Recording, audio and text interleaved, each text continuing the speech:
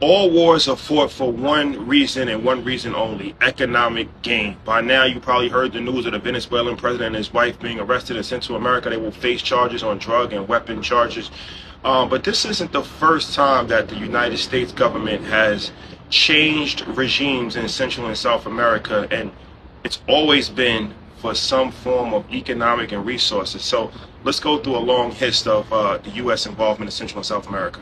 In Central America, we have Guatemala. In 1954, the CIA operated a coup to take over the land for banana interest. In Honduras, this happened in the early 1900s for, once again, banana interest. This is actually where the term Banana Republic comes from.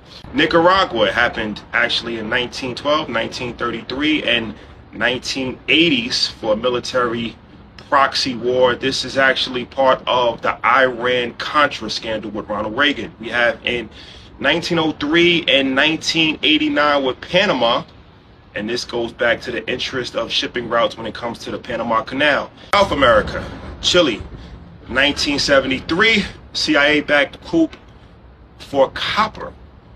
Brazil, 1964, U.S. military coup for land and resources. The list goes on. You kind of get the idea. Now, what makes Venezuela interesting is that a little known fact is that Venezuela has the most oil reserves in the world. Most people think Saudi Arabia, but no, Saudi Arabia has 260 billion barrels of oil reserves, and Venezuela has 300 billion barrels of oil reserves. So now, some will say that this is all because of drug smuggling, and you know, this is a war on drugs. But that's interesting because the former Honduran president, Juan Orlando Hernandez, was actually convicted in the United States federal court for sending 400 tons of snow to America, and recently just got pardoned by Donald Trump.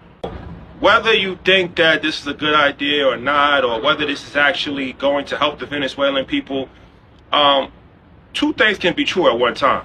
This might have been a very bad regime for the Venezuelan people, and they might actually benefit from a new regime change.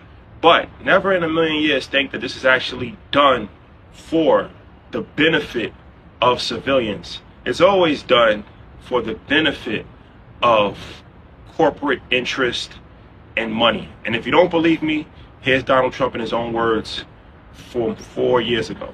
How about we're buying oil from Venezuela?